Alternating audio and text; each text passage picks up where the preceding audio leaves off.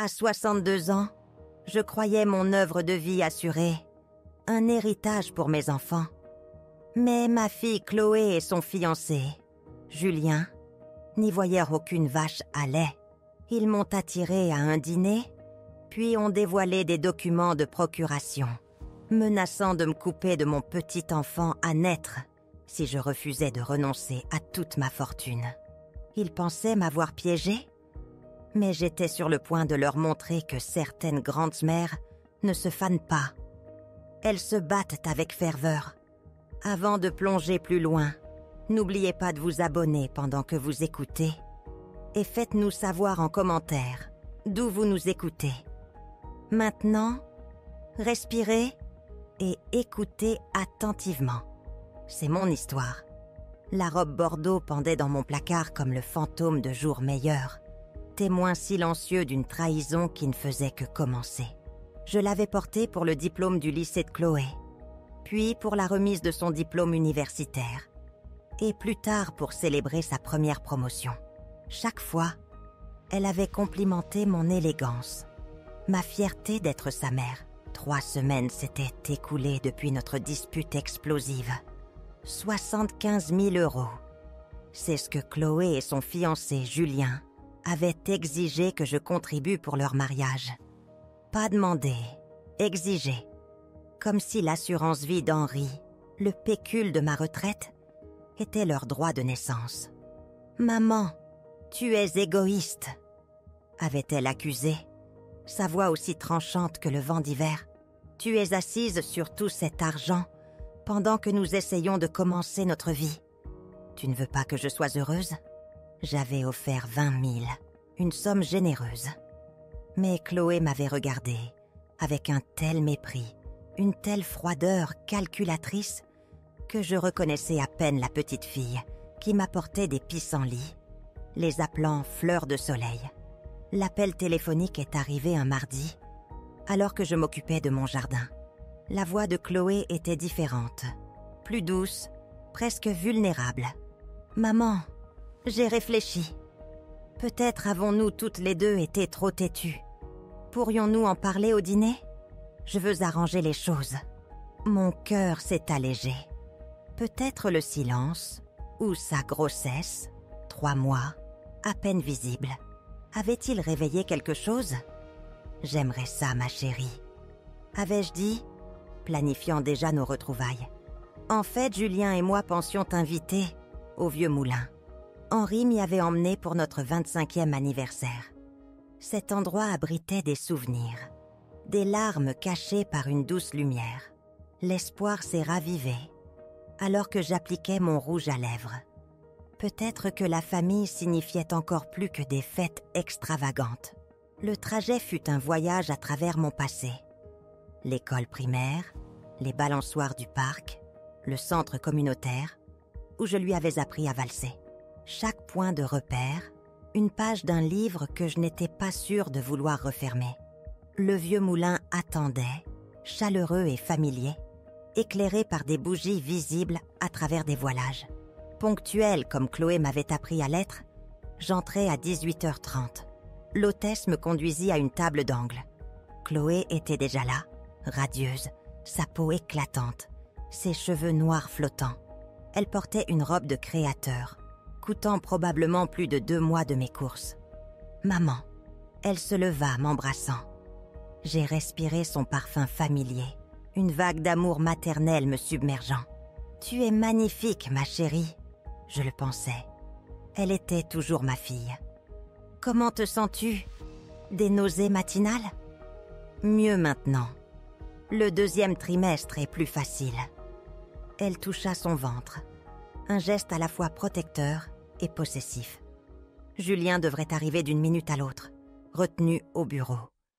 Julien Duval, ambitieux, charmant, confiant. Il dédaignait quiconque avait moins de succès. J'avais essayé de l'aimer, essayé de voir ce que Chloé voyait au-delà de ses costumes coûteux. « Ah, je suis contente que tu aies appelé, » dis-je en m'installant. « Tu m'as manqué. » Quelque chose a vacillé dans ses yeux. Culpabilité? Regret? Avant que je puisse le déchiffrer, Julien est arrivé. Pas seul. 3 hommes en costume sombre, porte-documents à la main, le suivaient. « Madame Dubois !» dit Julien, son sourire trop éclatant. « Merci de vous joindre à nous. » Les hommes s'assirent, transformant notre dîner intime en une froide réunion d'affaires. Mon estomac s'est serré. C'était prémédité. « Chloé !» dis-je prudemment. « Qui sont ces messieurs ?» « Maman, ce sont des collègues de Julien. » Sa voix était ferme, mais ses yeux ne voulaient pas croiser les miens. « Ils ont des papiers qu'ils aimeraient que tu examines. » Un homme, aux cheveux argentés et au sourire prédateur, se pencha en avant. « Madame Dubois, je suis maître Duval, l'avocat de Julien. Nous avons préparé des documents qui seront bénéfiques pour tout le monde. » Les mots pesaient lourdement. Cette sensation familière d'oppression dans ma poitrine revint, plus froide cette fois. Elle s'était accumulée pendant des semaines. « Quel genre de document ?» demandai-je, connaissant la réponse. Julien s'éclaircit la gorge. « C'est simple, Madame Dubois. Nous vous demandons de signer une procuration.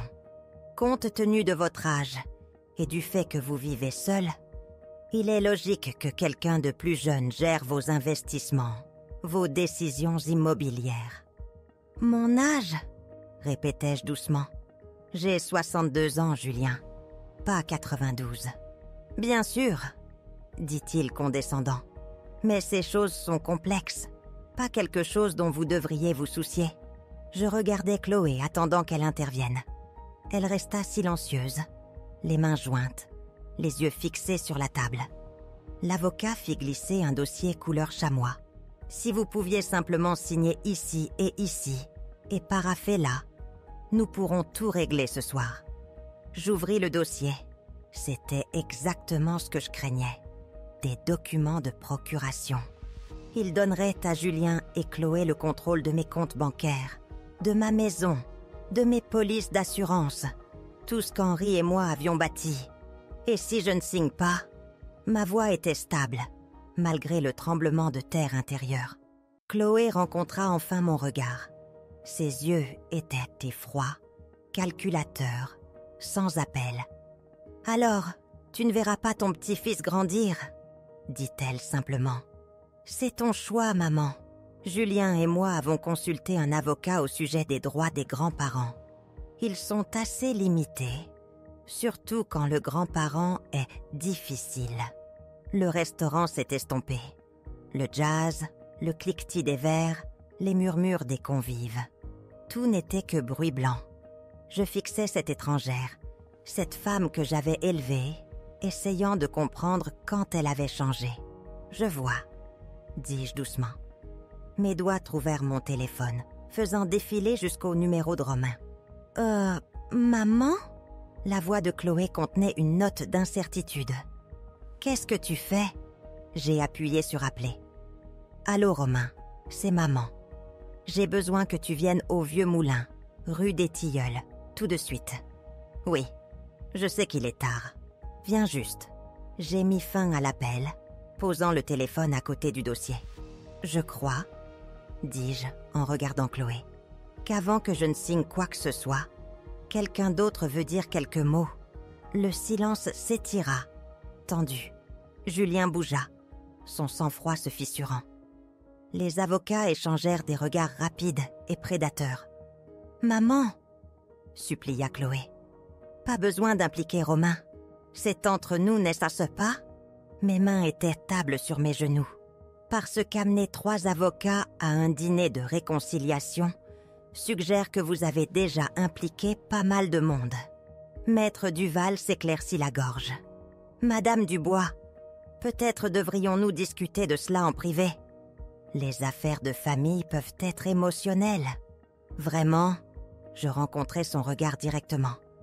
C'est très attentionné de votre part de le remarquer. 23 minutes. C'est le temps qu'il faudrait à Romain. 23 minutes pour naviguer dans ce champ de mine. Julien se pencha en avant, son sourire de vendeur de retour. « Écoutez, Madame Dubois. Chloé. Puis-je vous appeler Chloé ? Nous allons bientôt être de la même famille. Vous pouvez m'appeler Madame Dubois. » Son sourire faiblit.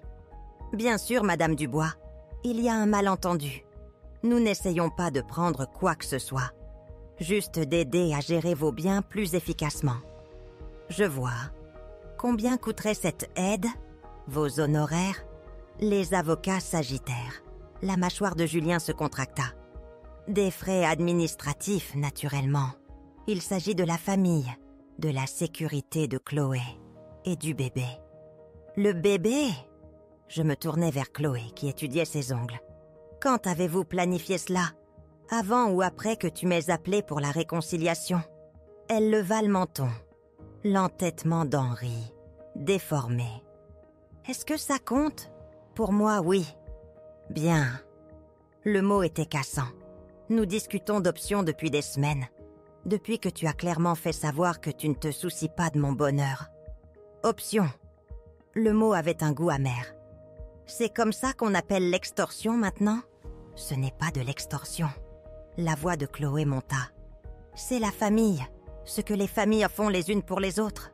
Ce que les familles font, dis-je doucement, c'est se soutenir mutuellement sans avocat ni ultimatum. Un jeune avocat, nerveux, se pencha. « Madame Dubois, les droits des grands-parents sont limités.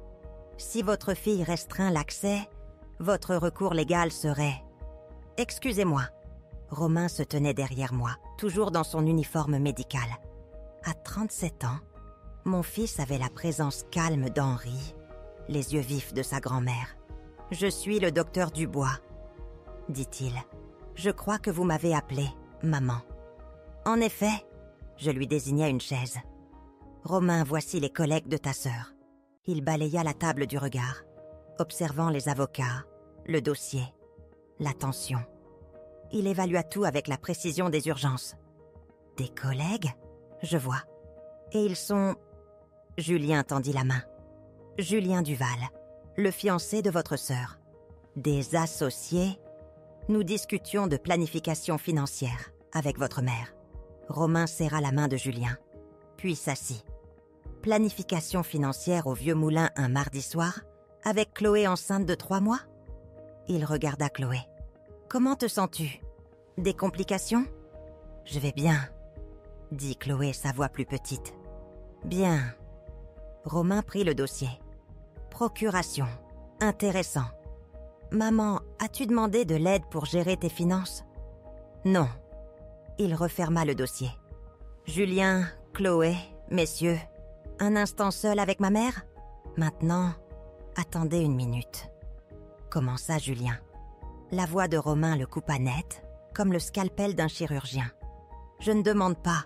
Son autorité, aiguisée aux urgences, fit bouger les avocats. Julien regarda Chloé, mais elle fixait ses mains. « Nous serons juste là, » dit Maître Duval se dirigeant vers le bar. « Madame Dubois, ne prenez pas de décision hâtive. » Seul, Romain se pencha. « Maman, qu'est-ce qui se passe vraiment ?» Pour la première fois, des larmes menacèrent de couler. Non pas de tristesse, mais de soulagement. Savoir que l'un de mes enfants me voyait encore. Ils veulent que je leur signe une procuration, chuchotai-je. Chloé dit que si je ne le fais pas, je ne verrai pas mon petit enfant. Romain resta silencieux, tapotant ses doigts. Combien t'ont-ils demandé pour le mariage? 75 000 €. Il siffla. Et tu as offert 20 000, plus que généreux. Il jeta un coup d'œil à Julien. Maman, as-tu des problèmes? Des troubles de mémoire? De la confusion? J'ai failli rire.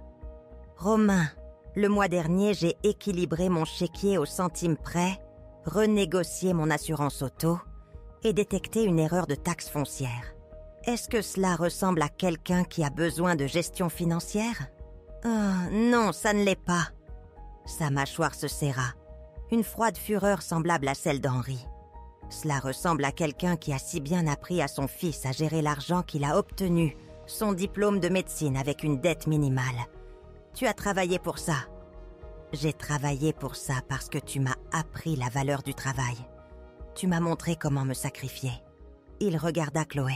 « Qu'est-ce qui lui est arrivé, maman? Quand est-elle devenue cette personne ?» C'était ma propre question depuis des mois, des années. Quand son ambition s'était-elle aigrie? Son amour était-il devenu conditionnel? Je ne sais pas. Avouai-je, peut-être l'ai-je trop protégée. Ou peut-être que Julien lui est arrivé.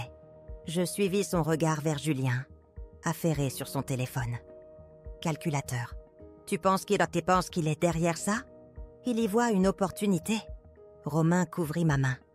Mais Chloé a 34 ans et est responsable de ses choix. Que veux-tu faire à ce sujet? Avant que je puisse répondre, Julien revint d'un pas rapide, les avocats à sa suite. Chloé suivait, la main sur son ventre.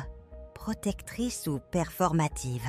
Je ne pouvais le dire. « Désolé d'interrompre », dit Julien, sans avoir l'air désolé. « Mais nous avons un calendrier. Mariage dans 3 mois, des acomptes sont nécessaires. »« Bien sûr », dis-je me levant lentement. « Un calendrier. Quelle délicatesse !» Je vérifiais mon téléphone. Le restaurant bourdonnait. Des vies normales inconscientes de la dissection chirurgicale à la table 12. « J'ai pris ma décision, ça, dis-je, assez fort pour que tout le monde entende. Le visage de Chloé se figea. Je souris, le même sourire que j'avais perfectionné au cours de 40 ans de mariage. « Je vais signer, dis-je. Un soulagement submergea Julien. Maître Duval sourit. Chloé se détendit. « Mais d'abord, poursuivis-je, tendant la main vers mon téléphone. Quelqu'un d'autre veut dire quelques mots. Je trouvais le numéro que j'avais ajouté 2 semaines plus tôt. L'intuition d'une mère me murmurant que ce dîner n'était pas une réconciliation. « Brigitte, dis-je, c'est Élise Dubois. Venez au Vieux Moulin. Apportez les documents. » Le soulagement de Julien se transforma en alarme. « Qui est Brigitte ?» Je posai le téléphone. L'énergie de la pièce changea. Les avocats chuchotaient. Chloé semblait mal à l'aise. « Brigitte Leblanc, dis-je agréablement. Mon avocate. » Le silence, plus lourd maintenant. Le sourire prédateur de Maître Duval disparut. « Votre avocate ?» répéta Julien. « Quand avez-vous engagé une avocate ? » « Le jour même où vous avez commencé à interroger mes voisins sur mon état mental, » répondis-je. « Pensiez-vous vraiment que Madame Martin ne mentionnerait pas un jeune homme demandant si j'agissais bizarrement? Si j'oubliais des choses ?» Chloé pâlit. « Maman, nous n'avons jamais... » « Vous n'avez jamais quoi, ma chérie? Jamais fait passer Julien en voiture dans mon quartier, prendre des photos de ma maison. Jamais fait discuter avec mon facteur de mes factures. Jamais fait faire des estimations de ma propriété par son ami. » Ma voix resta posée. Romain se pencha en arrière, assemblant les pièces du puzzle. « Non mais Chloé, depuis combien de temps planifiez-vous cela? Ce n'est pas ce que tu penses. » insista-t-elle, manquant de conviction. « Ah non ?» Je sortis une enveloppe Kraft de mon sac. Je pense que c'est exactement ce à quoi cela ressemble. Une tentative systématique de me déclarer incompétente. J'étalais le contenu. Des photos prises par Julien, des emails avec un détective privé, des enquêtes sur mes habitudes médicales et bancaires. Brigitte a été très minutieuse. Incroyable ce que les gens racontent à un enquêteur, n'est-ce pas? Surtout à une qui ressemble à une adorable grand-mère. Le plus jeune avocat suait. « Madame Dubois, un malentendu sur les intentions de notre client. »« Oh, je comprends parfaitement. » Je rassemblais les papiers. « La question est, messieurs, avez-vous compris à quoi on vous demandait de participer ?» Brigitte arriva, marchant avec une énergie déterminée. 70 ans, petite, les cheveux argentés, vive d'esprit. Elle avait pratiqué le droit de la famille pendant 30 ans. « Chloé », dit-elle chaleureusement, s'installant dans la chaise que Romain avait procurée. « Et ce doit être votre fille. » Le contraste était dévastateur. Isolée quelques instants auparavant, j'étais maintenant flanquée de force. Julien et ses avocats étaient dépassés par ceux qui comprenaient la loi. Messieurs, dit Brigitte les évaluant, des documents à faire signer à Madame Dubois. Maître Duval s'éclaircit la gorge. Une affaire de famille, Madame Leblanc. Brigitte Leblanc de Leblanc, Pierre et associés. Tout à fait. C'est pourquoi je suis là pour m'assurer que la famille de Madame Dubois ne l'exploite pas à des fins financières. Elle ouvrit sa mallette en sortant un épais dossier. Avant la procuration, voyez ce que Madame Dubois a déjà mis en place. Les papiers étaient impeccables, officiels, avec le sceau officiel du tribunal. Julien se pencha, son visage passant de la confusion à la panique. Une fiducie irrévocable, expliqua Brigitte. Établie il y a 2 semaines. Les actifs de Madame Dubois, maison, investissement, assurance vie, tous transférés à la fiducie familiale, Élise Dubois. Mais c'est... bégaya Julien. C'est quoi, mon cher? Demanda Brigitte gentiment. La fiducie, lut Chloé par-dessus l'épaule de Julien. Il est dit que les bénéficiaires sont vos enfants. Nés et à naître, complétai-je, avec Romain comme administrateur jusqu'à ce qu'ils atteignent l'âge de 25 ans. Les implications frappèrent Julien comme un coup physique. Il calcula, paniqué. Mais qu'en est-il du mariage? Nos dépenses? Qu'en est-il? Répliqua Brigitte. La fiducie prévoit l'éducation, les soins médicaux, un niveau de vie raisonnable. Le marbre italien, ça n'entre pas dans les frais. C'est ridicule, cria Julien. Chloé, dis-leur, nous avions un accord. Vraiment? Demanda Romain à sa sœur doucement. Ou des exigences appuyées par des menaces? Chloé regarda autour de la table. La colère de Julien, les avocats qui prenaient leur distance, la déception de Romain, le calme de Brigitte. Son regard rencontra le mien. « Je suis enceinte », dit-elle, comme si cela expliquait tout. « Nous avons besoin de sécurité. Nous devons savoir que notre enfant sera pris en charge. Votre enfant sera pris en charge, dis-je doucement. Mieux que vous ne pouvez l'imaginer, la meilleure éducation, les meilleurs soins médicaux, toutes les opportunités qu'une grand-mère pourrait donner. Mais Julien n'aura pas accès à un sou. « Oh, vous ne pouvez pas faire ça !» La voix de Julien monta. « Chloé est votre fille. Vous ne pouvez pas la déshériter à cause d'un mariage. »« Je ne la déshérite pas, » répondis-je. « Je protège son héritage de vous. » Brigitte sourit. Un sourire qui avait terrifié pendant des décennies. « Maître Duval, appelez votre avocat. Vous aurez besoin d'un avis juridique indépendant concernant votre enquête prénuptiale sur la mère de votre fiancé. » La menace plana. Julien regarda Maître Duval qui rassemblait des papiers. « Je pense, » dit Maître Duval prudemment, « que nous opérions sous des malentendus. Peut-être devrions-nous reporter toute signature jusqu'à ce que chacun consulte un conseiller. » « Excellente idée, » convint Brigitte. « Madame Dubois, partons-nous. Vous avez accompli ce pourquoi vous êtes venue. » Je me levai lentement, laissant la poussière de l'explosion retomber. Chloé pleurait, des larmes silencieuses. Chagrin ou manipulation? Je ne m'en souciais plus. « Chloé, » dis-je doucement. Elle leva les yeux, peut-être avec espoir. « Quand tu seras prête pour une vraie conversation sur ce bébé, sur ton avenir, sur ce que la famille signifie réellement, appelle-moi. Mais appelle-moi seule. » Je me tournai vers Julien, qui fixait les documents de la fiducie, voulant les voir changer. « Quant à vous, » dis-je, ma voix portant l'autorité d'une femme qui avait passé 62 ans à reconnaître les prédateurs. « Restez loin de ma famille. Restez loin de ma maison. Une seule enquête de plus sur ma compétence ou mes finances. Et Brigitte et moi aurons une conversation très différente sur le harcèlement et l'abus de personnes âgées. » Romain se leva, sortant de l'argent pour les consommations. « Chloé, » dit-il à sa sœur, « tu es la bienvenue chez moi si tu as besoin de réfléchir. Mais viens seule et laisse les manigances financières à la porte. Alors que nous sortions, la voix de Julien monta derrière nous, se disputant avec les avocats, avec Chloé, au sujet de l'équité et des droits.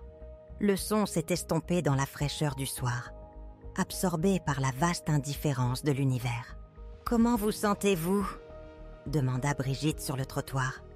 Je réfléchis. Ma fille essayait de sauver une relation avec un homme qui la voyait comme un chemin vers l'argent facile. Julien apprenait que certaines femmes ne pouvaient pas être intimidées. « Libre », dis-je finalement. Pour la première fois depuis des mois, je me sens libre. Brigitte hocha la tête. « Bien. Maintenant vient la partie difficile. Décider quoi construire avec cette liberté. Que pouvait bien construire une femme de 62 ans, nouvellement libérée des attentes et de la trahison, alors que son passé ressemblait à un fantôme et son avenir à une mer ouverte. Et comment commencer à écrire le prochain chapitre de nos vies, quand le dernier s'était terminé par un changement si profond et douloureux.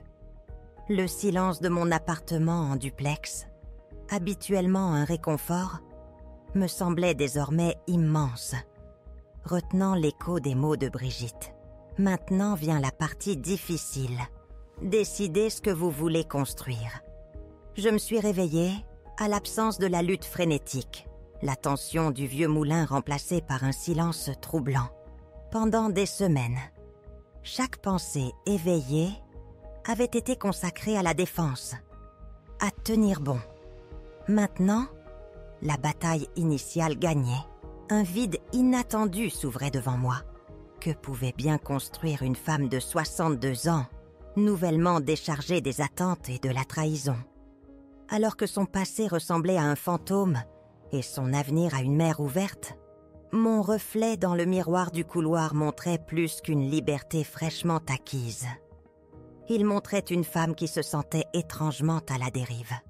Le soleil du matin peignait des motifs géométriques sur le sol en linoléum qu'Henry et moi avions installé 23 ans auparavant. La maison se sentait différente maintenant, non pas vide, mais paisible. Une distinction que je commençais seulement à comprendre. Un doux murmure de possibilités. Un léger coup à la porte brisa le calme. Je vérifiais ma montre. 9 heures pile. La ponctualité. J'avais appris à l'apprécier encore plus depuis le vieux moulin. Depuis que j'avais compris la valeur des gens qui disaient ce qu'ils pensaient et faisaient ce qu'ils promettaient. Pile à l'heure, murmurai-je, ouvrant la porte pour trouver Jeanne Laurent, tenant un plat à gratin couvert, un sourire entendu sur son visage. Sa présence, toujours un doux réconfort.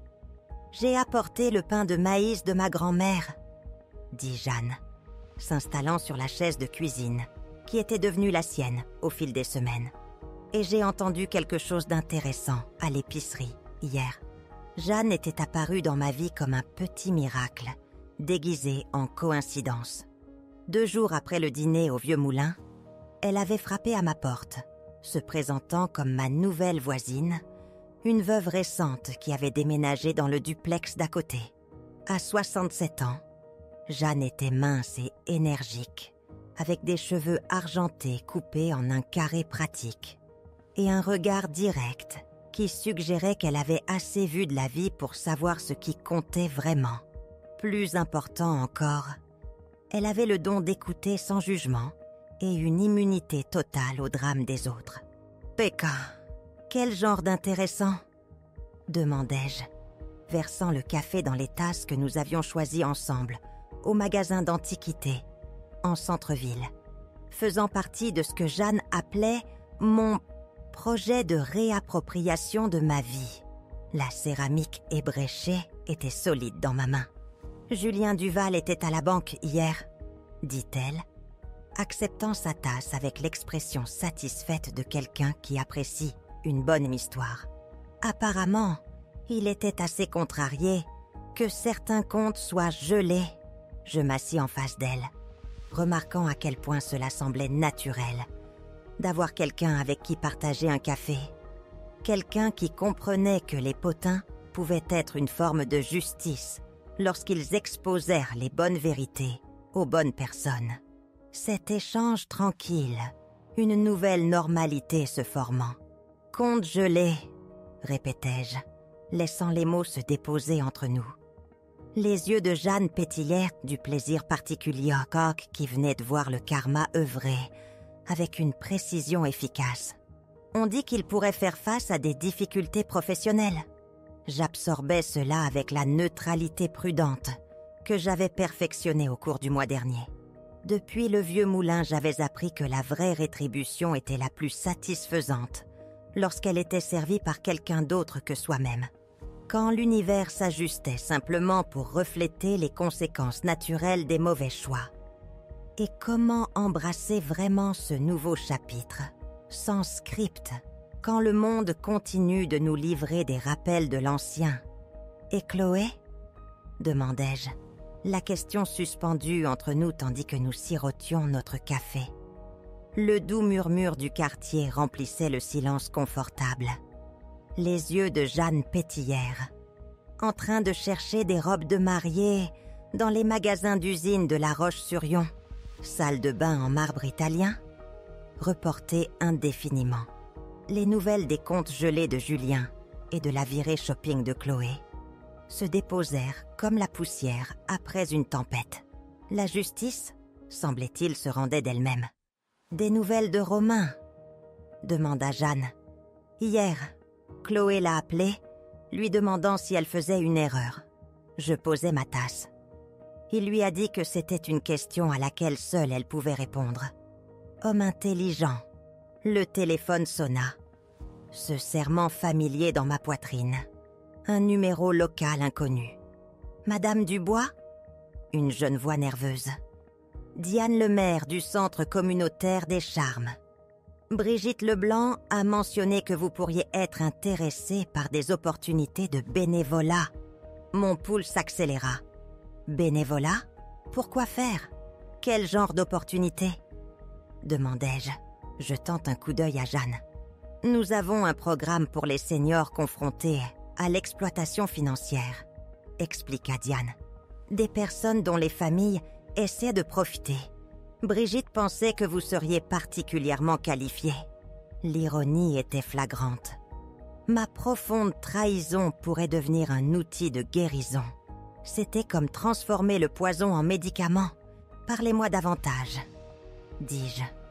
Les mots, fermes et clairs, semblaient résonner au-delà de la ligne téléphonique, suggérant un chemin que je n'avais osé imaginer. Quelle force profonde faut-il pour transformer sa plus profonde douleur en un phare d'espoir pour d'autres? Et pouvais-je vraiment être cette femme? Pendant les 20 minutes suivantes, Diane expliqua le programme. Des seniors qui aident des seniors, partageant des stratégies pour reconnaître la manipulation, des ressources pour la protection juridique, un soutien émotionnel pour ceux trahis par les personnes en qui ils avaient le plus confiance. C'était en partie un groupe de soutien, en partie un plaidoyer, en partie un système d'alerte précoce pour une communauté de plus en plus ciblée par des escrocs sophistiqués, professionnels et familiaux. Nous nous réunissons les mardis soirs à 7h, conclut Diane. Très informel, du café et des conversations principalement. Mais nous avons aidé pas mal de gens à éviter des situations comme ce que Brigitte avait décrit. Je lui ai dit que j'y réfléchirais, bien que je m'imaginais déjà dans cette pièce. Une pièce pleine de gens qui comprenaient la douleur particulière d'être perçus comme une ressource plutôt qu'une personne. L'ironie ne m'échappait pas. Ma crise familiale pourrait devenir le fondement pour aider d'autres à traverser des trahisons similaires. C'était comme transformer le poison en médicament. Après avoir raccroché, Jeanne me regarda. Un éclat de compréhension dans les yeux. « Tu vas le faire ?» dit-elle. Ce n'était pas une question. Probablement une bonne chose. Tu as besoin de quelque chose qui soit à toi. Quelque chose qui n'est rien à voir avec le fait d'être la mère de qui que ce soit ou une victime potentielle. C'était exactement la bonne chose à dire, prononcée avec la sagesse simple et directe qui avait fait de Jeanne un cadeau si inattendu dans ma vie. Elle comprenait la transformation non pas comme une réinvention, mais comme une lente reconquête d'un espace qui vous avait toujours appartenu. L'après-midi apporta un autre appel. Celui-ci de Romain. « Maman, je voulais te prévenir. Chloé posait des questions sur la fiducie, spécifiquement s'il existait des moyens de la modifier. Ma mâchoire se serra, et je lui ai dit qu'irrévocable signifie irrévocable, mais elle semble penser qu'il pourrait y avoir des failles. Elle a mentionné l'influence indue, le fait que Brigitte te poussait à prendre des décisions que tu n'aurais peut-être pas prises autrement. Je sentis une colère familière, mais elle était différente maintenant. Plus pure, plus ciblée, non pas une rage impuissante, mais l'irritation délibérée de quelqu'un dont les limites étaient testées. « Laisse-moi deviner », dis-je. L'idée de Julien sans doute. Mais maman, c'est elle qui appelait. C'est elle qui avait choisi de poursuivre cela. Je sais, et je savais, enfin et complètement. Chloé était une adulte qui avait fait des choix d'adulte, et ces choix avaient des conséquences qui dépassaient les budgets de mariage et les rénovations de salle de bain. Il y a autre chose, ajouta Romain prudemment. Elle a demandé si je pensais que tu changerais d'avis, si elle rompait ses fiançailles. Que lui as-tu dit ? Je lui ai dit que les décisions motivées par l'argent menaient rarement au bonheur, mais que sa relation avec Julien ne me regardait pas vraiment. Il marqua une pause.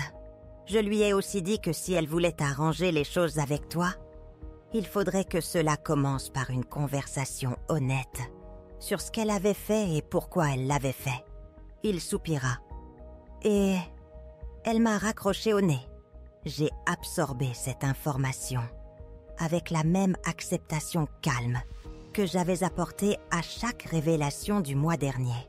Chaque preuve que Chloé avait choisi Julien, choisi l'argent, choisi la manipulation plutôt que la famille, confirmait simplement ce que je savais déjà. Ma fille était devenue quelqu'un que je ne reconnaissais pas, et me protéger de ses choix n'était pas de la cruauté, mais une nécessité. « Romain », dis-je, ma voix chargée d'émotion, « quoi qu'il arrive avec Chloé, ça ne change rien entre nous. Tu es un homme bon et un bon fils, et je suis fière de la vie que tu as bâtie. Et maman !» Sa voix était chargée aussi. Je n'arrête pas de penser que je devrais pouvoir arranger ça d'une manière ou d'une autre. Arbitrer, trouver un terrain d'entente. Certaines choses ne peuvent être réparées, mon chéri. Certaines choses ne peuvent qu'être acceptées. Après que nous ayons raccroché, j'ai traversé ma maison lentement, la regardant avec de nouveaux yeux. Le salon où Chloé avait joué avec ses poupées. La cuisine où elle avait annoncé ses fiançailles. Le couloir tapissé de photos de famille, qui, soudain, semblait être la documentation d'une histoire qui avait pris fin. Mais les fins, j'apprenais, étaient aussi des commencements. Le téléphone était lourd dans ma main, mes doigts planant au-dessus du numéro de Diane. Pourrais-je vraiment m'engager dans ce nouveau départ, non seulement pour moi-même, mais pour guider les autres à travers l'obscurité dont je venais d'échapper?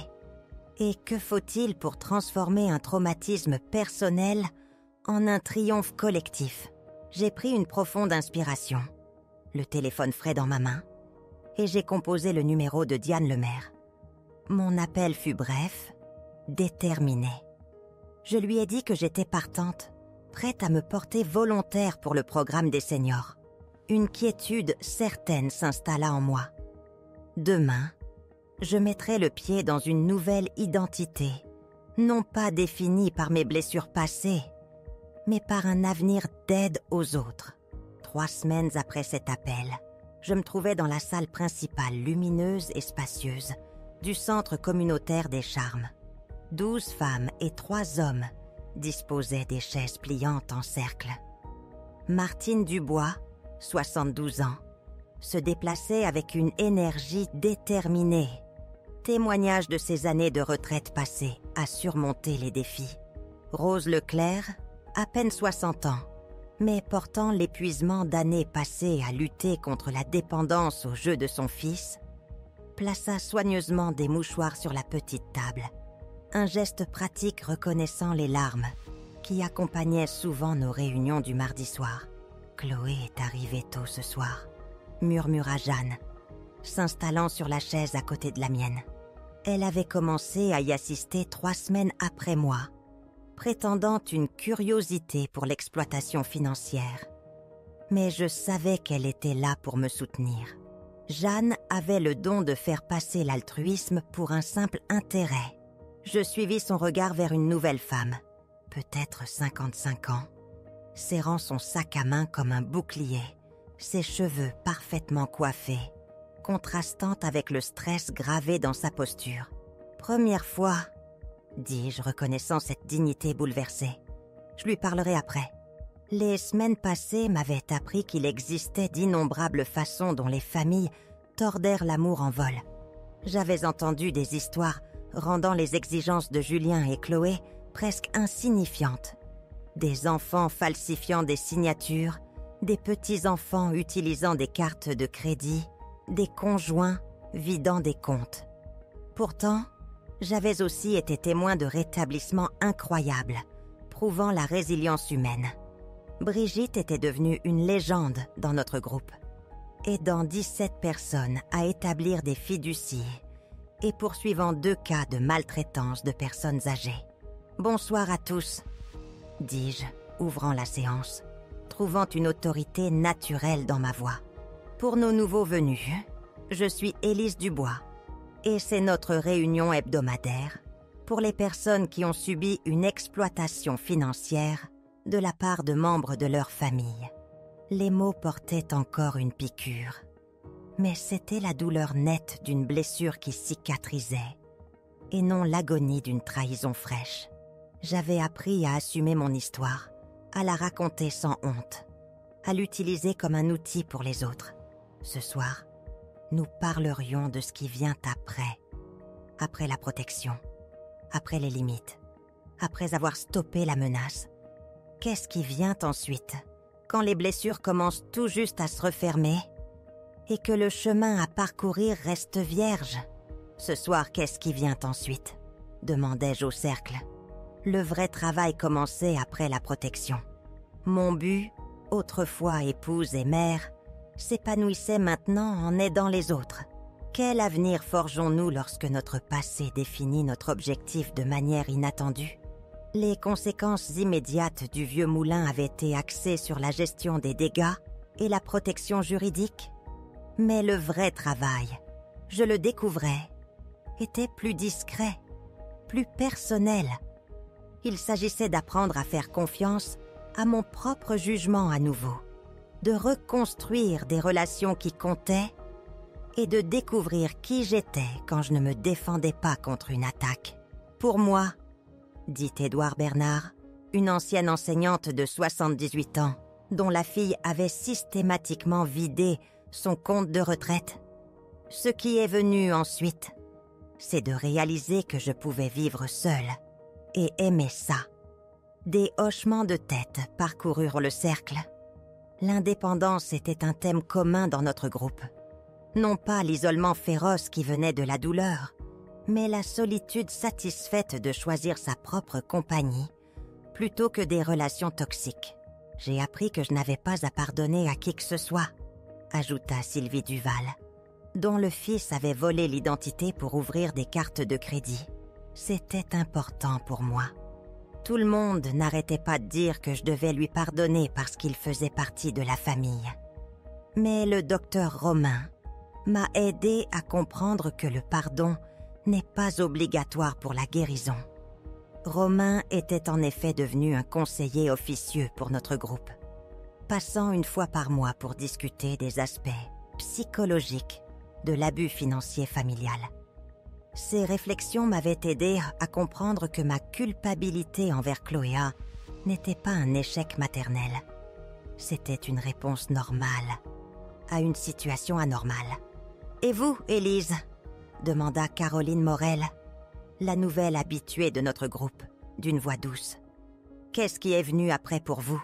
Je considérais la question, regardant autour du cercle des visages, qui étaient devenus familiers, chers même. Ces personnes m'avaient vu pleurer, me mettre en colère, douter de moi-même et retrouver progressivement mon équilibre. Elles méritaient une réponse honnête. « Un but ?» dis-je finalement. Pendant 40 ans, mon but a été d'être une épouse et une mère. Après le décès d'Henri, je pensais que mon but était de protéger ce que nous avions construit afin de le transmettre à mes enfants. Mais ce qui est venu ensuite, c'est de découvrir que mon véritable but pourrait être de protéger les mères des autres de ce que j'avais traversé. C'était vrai. Le travail bénévole avait évolué en quelque chose de plus grand. Une activité de conseil où j'aidais d'autres femmes à naviguer dans les crises financières familiales. Brigitte m'avait référé plusieurs clients et j'avais découvert que j'avais un talent pour repérer les tactiques de manipulation et aider les gens à développer des stratégies de résistance. « Comment gérez-vous la tristesse ?» demanda la nouvelle femme, parlant pour la première fois. Sa voix était douce, cultivée, portant la tristesse particulière de quelqu'un dont la vision du monde avait été fondamentalement altérée. Comment cesser de regretter ce qu'ils étaient ? La question a touché le cœur de quelque chose que j'avais évité. Parce que la vérité était que Chloé me manquait. Non pas la femme manipulatrice qu'elle était devenue, mais la petite fille qui m'apportait des pissenlits, l'adolescente qui appelait pour des conseils sur les garçons, la jeune femme sincèrement fière du mariage de ses parents. Je ne pense pas qu'on cesse de les regretter, admettais-je, mon regard balayant le cercle. Je pense qu'on apprend à les pleurer tout en se protégeant d'eux. Il est possible de faire le deuil de quelqu'un qui est toujours en vie. La réunion se poursuivit pendant 1 heure, abordant des questions pratiques, de nouvelles ressources juridiques, des ateliers à venir, des histoires de succès d'anciens membres qui avaient repris leur vie en main. Mais cette question de leur absence persistait, me suivant jusqu'à mon appartement en duplex. Jeanne attendait avec de la soupe de la veille, déjà installée sur sa chaise à ma table de cuisine. Une compréhension silencieuse passant entre nous. Comment s'est passée la réunion ? Bien ? Difficile ? Une nouvelle femme a demandé comment faire pour ne plus regretter les personnes que nos familles étaient, répondis-je. Jeanne hocha la tête lentement. À 67 ans, elle avait survécu aux tentatives de ses propres enfants de la pousser à vendre sa maison et à déménager en résidence assistée. Non pas parce qu'elle avait besoin de soins, mais parce qu'il voulait avoir accès à son capital. Sa solution avait été de déménager dans le duplex voisin du mien et de les informer que leur héritage était désormais dépensé pour son bonheur. « En parlant de personnes qui nous manquent, » dit-elle prudemment, « Romain a appelé. Chloé a eu son bébé. » Les mots me frappèrent comme un coup physique, même si je m'y attendais depuis des semaines. « Une petite fille, » m'avait dit Romain plus tôt, née fin octobre, selon ses calculs d'après les annonces de grossesse précédentes de Chloé. « Comment va-t-elle » demandai-je, bien que je ne fusse pas sûre si je parlais de Chloé ou du bébé. « Tout le monde est en bonne santé. 3 kilos de sang. » Ils l'ont nommée Élise. Élise, le nom de ma mère. La manipulation était si transparente, si calculée, que je me sentis un instant prise de vertige devant son audace. « Romain a dit que Chloé lui avait demandé de t'appeler, » continua Jeanne. « Elle voulait que tu saches que les heures de visite sont flexibles et qu'elle aimerait beaucoup te voir. » Je m'assis tranquillement, sentant l'attraction de l'instinct grand maternel en lutte avec la sagesse, durement acquise, des 6 derniers mois. Une partie de moi voulait se précipiter à l'hôpital, tenir cette nouvelle personne qui partageait mon ADN, tout pardonner pour avoir la chance de faire partie de sa vie. Mais j'avais appris à me méfier de mes réactions émotionnelles immédiates, à les examiner pour déceler des signes de manipulation, à la fois externes et internes. À ton avis, qu'est-ce qu'elle veut ? Demandai-je. Je pense qu'elle veut utiliser ce bébé pour rouvrir les négociations concernant la fiducie. C'était probablement vrai. Dans les mois qui avaient suivi le vieux moulin, Chloé avait fait plusieurs approches indirectes, des messages par l'intermédiaire de Romain, des cartes pour mon anniversaire, des rencontres soigneusement orchestrées dans des endroits qu'elle savait que je fréquentais.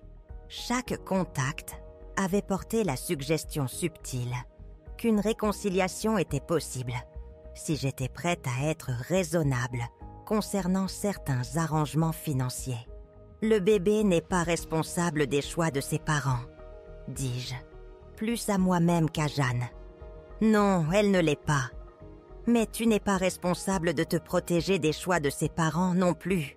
Les mots de Jeanne furent une encre tranquille. Le lendemain matin, j'ai appelé Brigitte. Je m'attendais à cet appel, dit-elle sans préambule. Chloé a eu le bébé. Oui. Et maintenant, je dois décider de ce qui vient après. Que veux-tu qu'il vienne après ? La question de Brigitte traversa le brouhaha, faisant écho à celle que je me posais depuis que Jeanne m'avait annoncé la nouvelle. Que voulais-je ? Pas ce que Chloé voulait, pas ce que Romain pensait être le mieux, pas ce que la société attendait des grands-mères. Que voulais-je réellement ? Je veux rencontrer ma petite fille, dis-je lentement. Mais je veux le faire à mes conditions, avec des limites claires et sans m'exposer à la manipulation. C'est possible, dit Brigitte. Nous pouvons organiser des visites supervisées par l'intermédiaire de Romain. Nous pouvons établir des protocoles clairs sur les sujets interdits, les comportements qui mettront fin aux visites, les conséquences si ces limites sont violées. Et si Chloé refuse ces conditions, alors tu sauras exactement où tu en es avec elle. Et plus important encore, tu sauras que tu t'es protégée tout en laissant la porte ouverte à une relation authentique, si jamais elle choisit de la franchir. C'était ça, le moment de vérité, où la sagesse acquise rencontrait le désir le plus profond. Pourrais-je vraiment affronter ma fille à nouveau, avec de nouvelles limites et une force nouvelle ? Et que signifie offrir de l'amour sans sacrifier sa propre paix ? Cet après-midi-là, j'ai rédigé une lettre à ma fille. Non pas la tirade en colère que j'avais répétée, mais une déclaration calme de limites et de possibilités. Ma plume glissa sur la page, chaque mot un choix délibéré, reflétant la clarté d'esprit que les questions de Brigitte m'avaient apportée. Chloé, cela commençait. J'aimerais beaucoup rencontrer Élise et avoir une relation avec elle, à mesure qu'elle grandit. Cependant, tout contact entre nous doit respecter les limites que j'ai établies pour mon propre bien-être. L'encre sécha, un témoignage d'un changement en moi, d'une défense réactive à une paix proactive. Je suis disposée à rendre visite à Élise en présence de Romain pour des périodes limitées, avec la compréhension que toute tentative de discuter de la fiducie, de mes décisions financières ou de griefs passés mettra fin à la visite immédiatement. Mon doigt traça les lignes fermes. Si tu peux accepter ces conditions, demande à Romain d'organiser notre première rencontre. Si tu ne peux pas, j'espère que tu reconsidéreras quand tu seras prête à prioriser la relation d'Élise avec sa grand-mère plutôt que ta relation avec mon argent. Une légère pause, puis j'aimerais toujours la fille que tu étais. Je ne suis plus disponible pour être victimisée par la personne que tu as choisi de devenir. Avec l'espoir de ta croissance et des limites pour ma protection, maman. J'ai scellé l'enveloppe, le papier craquant frais contre ma paume, avant de pouvoir me rétracter. Puis, je me suis dirigée vers la boîte aux lettres, le sentier usé sous mes pieds ressemblant soudain à une marche triomphale. Le soleil était chaud sur mon visage. L'air vif portait la promesse de l'automne. Chaque pas était plus léger, se libérant du poids des attentes tacites et des blessures non traitées. L'avenir, autrefois un point d'interrogation menaçant, s'étendait maintenant devant moi comme une route inexplorée. Et pour la première fois depuis des années, j'étais réellement curieuse de savoir où il pourrait me mener. Il y aurait d'autres dîners, d'autres conversations, d'autres opportunités de choisir la dignité plutôt que le désespoir, la sagesse plutôt que l'illusion. La robe bordeaux pendait toujours dans mon placard, mais j'imaginais déjà d'autres vêtements, d'autres occasions, d'autres versions de moi-même que je n'avais pas encore découvertes. La femme qui était entrée au vieux moulin 6 mois auparavant avait été la victime de quelqu'un. La femme qui en était sortie et qui envoyait maintenant cette lettre était bien plus dangereuse pour des gens comme Julien Duval. C'était quelqu'un qu'on ne pouvait ébranler. Et tandis que vous méditez sur le parcours d'Élise, qu'est-ce que cela signifie vraiment de trouver sa force inébranlable face à la trahison? Partagez vos réflexions ci-dessous. Votre voix compte plus que vous ne le savez. Et si cette histoire a résonné en vous, n'oubliez pas d'appuyer sur le bouton d'abonnement pour plus de récits de résilience et de triomphe